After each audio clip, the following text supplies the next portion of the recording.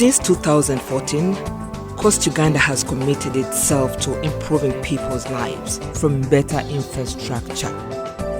CoST Uganda is a national chapter of CoST International, promoting infrastructure transparency through its 4 core features of disclosure, assurance, multi-stakeholder working and social accountability. Core in CoST intervention is the need for disclosure and stakeholder engagement in infrastructure delivery processes. CoST saw that there was a mistake. People don't know about projects. People don't know about any project. So CoST was construction sector transparency. It came right from UK, and how did it come? Through Uganda Road Authorities, who applied and saw the benefit of CoST, whereby each project they would insist on community engagement. To enhance project and sector level performance, CoST Uganda conducts a series of assurance processes. Assurance is an independent review of sample disclosed infrastructure projects using the CoST Infrastructure Data Standard. The assurance process helps shine a light on key issues from disclosed information and put technical jargon into plain language. This allows social accountability stakeholders to easily understand the issues and engage with responsible actors to address them. By January 2020, CoST Uganda had published 3 assurance reports on 26 sampled projects.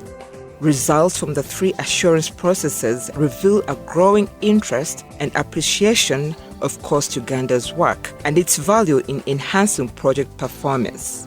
Experience also shows that reactive disclosure is improving, whereas proactive disclosure is still low. In addition, action on commitments by government is gradual but slow in most instances. The CoST Uganda's champion, who is also the Minister of Works and Transport, General Edward Katumba Wamala, at the launch of the 3rd assurance report, expressed concern that government institutions were reluctant on addressing issues of infrastructure, transparency, value for money, and citizen engagement. This was costing government a fortune. I'm pleased to officiate the CoST Uganda's 3rd assurance report on 13 infrastructure projects being implemented across Uganda in key sectors of government such as health, education, water, environment, roads and bridges, and energy. My ministry has been a champion of CoST since September 2014, carrying on from UNRWA to scale up CoST work at the national level, and has since continued to promote the CoST agenda. So I think if we escalate to the Prime Minister and make CoST be one of those agencies or one of those institutions which are helping with transparency, I think it will be better understood and hopefully we'll get more cooperation. I also launched the 2nd Infrastructure Journalism Award competition and invite those stakeholders to use this report to engage in improving performance of infrastructure. Experiences from the 13 projects in the 3rd assurance process revealed that disclosure was still very low. Entities disclosed 43% proactively and 42% reactively. Across the 26 projects assured from 2017 to 2019, disclosure has been low. This has mainly been attributed to entities' refusal to disclose data and lack of effective measures for disclosure. In a more positive note, we have observed progressive stakeholder engagement in implementation of most of the assured projects. However, stakeholders are mostly engaged at project implementation level, with less engagements at preparation, planning, procurement, and completion phases. The lack of effective stakeholder engagement and low levels of disclosure have led to lack of ownership, appreciation, and mistrust in constructed projects. Key issues cutting across the 26 projects in the 1st, 2nd, and 3rd assurance processes include low levels of disclosure, especially proactive disclosure, leading to mistrust among stakeholders. Time and cost overruns majorly attributed to scope changes, resulting in two financial loss to government. Poor planning, delayed land acquisition, and lack of effective measures for stakeholder engagement. Lack of well-established mechanisms for information management and project documentation. Projects are found to be implemented without environmental and social impact assessments and poor environmental management mechanisms. Lack of contract supervision and project monitoring resulting to poorly constructed infrastructure. No considerations for gender inclusion and mainstreaming. Capacity gaps within entity officials in construction and project management. So we assess proactive disclosure, and we found in general most of our procuring entities do not disclose the sufficient amount of data on those platforms. We are required, according to our CoST IDS, we require 40 data points. But in general, most of our procuring entities would only disclose, for instance, things like the project name, project location, and title. Now, this is a big issue because we are required, according to Access to Information Act, of 2005. Transparency looks at ensuring that the stakeholders have sufficient information to make informed decisions and to also impact on these projects. So in the absence of some of this data, which we'll look at later on, it affects the ability for the stakeholder to make those useful engagements with our PDs. This pie chart shows that for proactive disclosure, the least disclosed data is things to do with calendar implementation. For instance, variations to the contract scope. We know we didn't find any of this on any public domain. Reasons for any price changes that arose, there were a number of cost overruns we noted in the project, but the reasons have not been disclosed on any public domain. Reasons for scope duration, those are issues that have not been disclosed. So when you're dealing with public funds, it's important that all stakeholders have a good grip of what's happening. However, issues to do with project description, project location, and its name were readily available on all these different projects. For Ministry of Health, in general, the bidding process was good. However, one of the issues was the local content. The procurement plan indicated that purchase of furniture would be done internationally. But if we are progressing with Buy Uganda, Build Uganda, we believe we do have good furniture companies that could handle the purchase of furniture. So those are some of the key issues that we noted.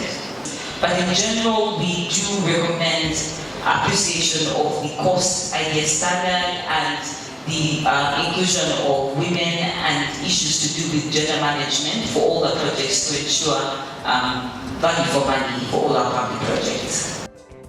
To enhance value for money, efficiency and performance of infrastructure projects, CoST Uganda continues to call upon government to adopt the CoST Infrastructure Data Standard to disclose project and contract information, issue sanctions for PES or PES on non-compliance with regular project and contract disclosure requirements, strengthen PPDA's mandate to monitor, train, and enforce compliance with procurement regulations and contract management, strengthen performance monitoring and supervision at entity level, require entities to develop and implement risk matrices, strengthen the role of NEMA to ensure that all projects have approved environmental and social impact assessments and oversee implementation of their recommendations, promote gender mainstreaming and inclusion of special interest groups in project delivery, enhance planning, timely land acquisition, and site handover untimely payments. Train public officials on disclosure and construction management. Voices of citizens and other project beneficiaries should be heard and appreciated at all times. Citizens such as motorcyclists have a role to play in infrastructure monitoring and reporting incidences. This can ably engage in project delivery processes once they have access to information. Nze Senoga Douglas yasinga nvugira mu Camp Division Kisasi stage 1. Nze omu ku bantu abakyafunye omukisa okuba ku misomo egy'amaanyi nafuna omukisa nengenda ku CoST ey'omulundi ogwokusatu.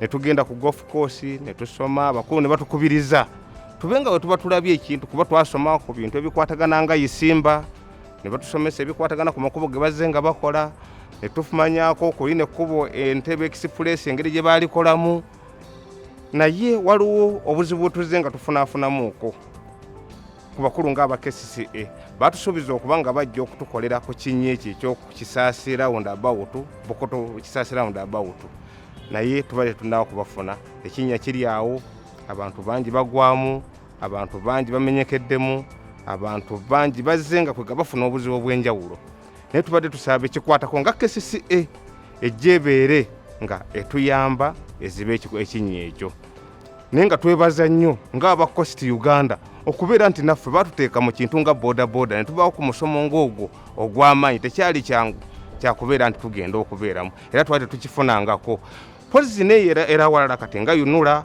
n'abantu abalala bekikwataka ba Uganda National Road Authority kati bw'otuuka nga ku kuba erigenda ebusiika waliwo we bayita ebusukuma ettaka lyonna livudde eri waggulu ne lijja ne liyingira mu luguudo ekkuba eryali erya koolaasi lifudde kale lyafuuka lya ttaka kyembadde nkusaba abakulu baleme ng'ogonza olulimi olugonvu bajje batukolere ng'ekintu ekituyamba kuba baatugamba ffe ng'aba boda era bannayuganda ffe tulina okuba nga tumanya ekigenda mu maaso bwe tukimanya babeere nga batujjukira kye tuba tubategeezezza bajje babeere nga bagenda nakyo mu maaso.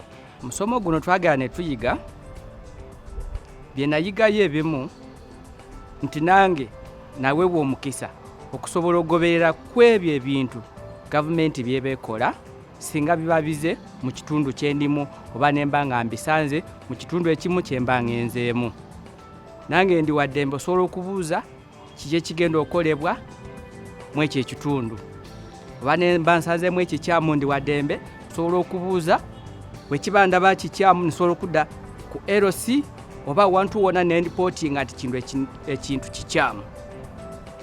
Naliko waffe mu kyalo eye Kasese ensanga eddwaliro lyaffe enkuba bwe yali ennyingi lyagwa n'amakubo gayononeka nange ne ntwala obuvunaanyizibwa ku ekyo kye nasoma mu musomo gwe twalimu ogwa CoST Uganda ne njagala noonya abo bekikwatako mbabuuze kiki ekigenda kudda mu maaso ku eryo eddaliro nga bwe lyaggwa n'ekuba okusinziira nga bwe gali oba abantu tugenda okuddamu okufuna obujjanjabi.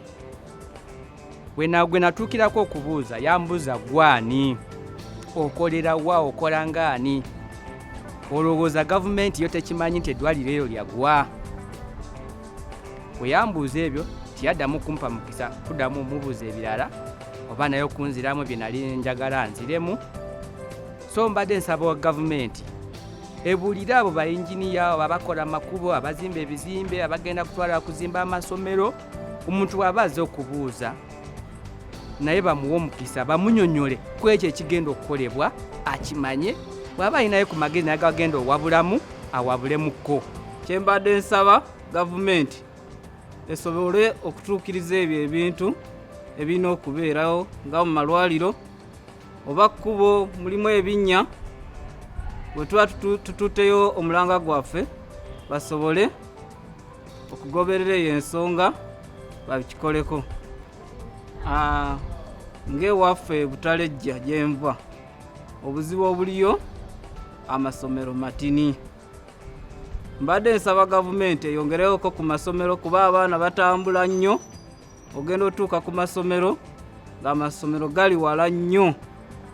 Nga nze wa boda okuva nga nasoma ogwo omusomo nakayigirizayo aba boda bawera nga 10 kati nabo kyemanyi nabo kye bayiga bayinza okuba nga era bakikola eyo gye batambulira. Omulanga gwenkubira bannayuganda bonna bafeeyo nnyo ku bintu bya gavumenti byebeerese ku kitundu. Like every sector, the public infrastructure sector requires key agents of change, and this is what CoST Uganda promotes. Through the cost assurance process, stakeholders at all levels are interested to speak out on issues of infrastructure, transparency for joint advocacy. I'm really intrigued when I saw this concept, CoST. They are concerned with monitoring, getting interested in getting us to be aware. The infrastructure is to serve each and every one, but the population is unaware of how the infrastructure is planned. We just see machines coming into our communities, we see machines trying to tear lands, or we see projects taking 10 years instead of 3 years or 4 years. And sometimes we don't know why. When we were constructing the Bukoto Road, there was no entrance to the Bukoto flats. It was after the CoST symposium we had KCCA, and we understood that the locals were not involved in the planning of the road. And after 3 months, we now have the access to the Bukoto flats. To build interest in the need for infrastructure transparency, CoST Uganda launched the annual Infrastructure Procurement Entity Awards in 2018. The awards are extended to entities that engage in the assurance process, disclose information, and address recommendations. In January 2020, CoST Uganda extended awards to the Champion Ministry of Works and Transport for promoting the program and the Champion Awarded Ministries of Health, Water and Environment, and Education and Sports for performing well in the third assurance process. This process is aimed at encouraging all entities to embrace transparency in the sector. Give this to the Ministry of Health. Ministry of Health happens to be the best entity, the best ministry with the disclosure, access to information and all that. A round of applause for Ministry of Health. Emma will receive it, who happens to be the spokesperson for the Ministry of Health. Thank you so much for the information, the disclosure, and access to information at all levels. Every intervention should lead to results. The third assurance process has seen us document some experiences and lessons as well as results.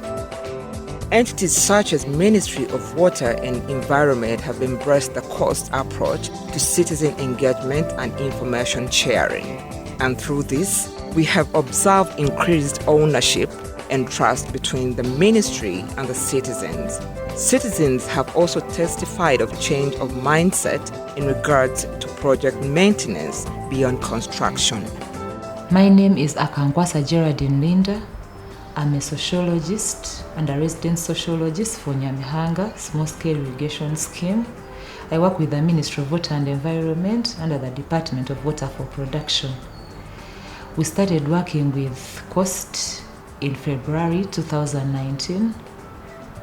The assurance process found that the ministry was doing a lot of good work and projects were done well, despite the overruns which resulted from scope changes. However, information about all this good work was not in the public domain, and CoST recommended that we publicize our work, and the ministry is working towards strengthening the capacity of the communications officer. The other issue was the documentation problem, whereby there was a gap in documentation, and the ministry is committed to document and archive contract and project information to improve accessibility of information. The CoST barazas were an opportunity for the ministry and other stakeholders to interface. This helped us disseminate information about the projects, receive additional concerns from the citizens and address them. For example, more beneficiaries asked for access to water for production, and the ministry is following up on application process with them. The CoST barazas also helped us strengthen the trust building process and ownership of the projects by the communities. Citizens appreciate that the projects are theirs and not for government, and therefore they are maintaining them. As Water for Production, we appreciate the partnership with CoST, and we would like it to continue. We need capacity building on disclosure and joint mobilization of citizens to build trust and ownership of government projects in the water and environment sector. On their end, Ministry of Education and Sports have strengthened measures to improve project planning through identifying internal mechanisms to conduct initial project activities and ensure timely site handover. The Ministry of Education and Sports has also embraced the need to strengthen internal information management systems through putting in place an online system for infrastructure documentation. To sustain the impact of the assurance process and its value to project performance, more entities are recommending projects for future assurance. Ministry of Health has also embraced the need to strengthen project supervision and documentation. The ministry is developing a standard project performance monitoring tool. We recommend and we commend these efforts towards enhancing infrastructure delivery and value for money. The first result is the appreciation of the importance of assurance process by procuring entities and businesses. When we started, this was not greatly appreciated. A number of stakeholders were confusing assurance process for audit, which is not the case. Now, the agencies have appreciated, first of all, the difference between assurance process and audit.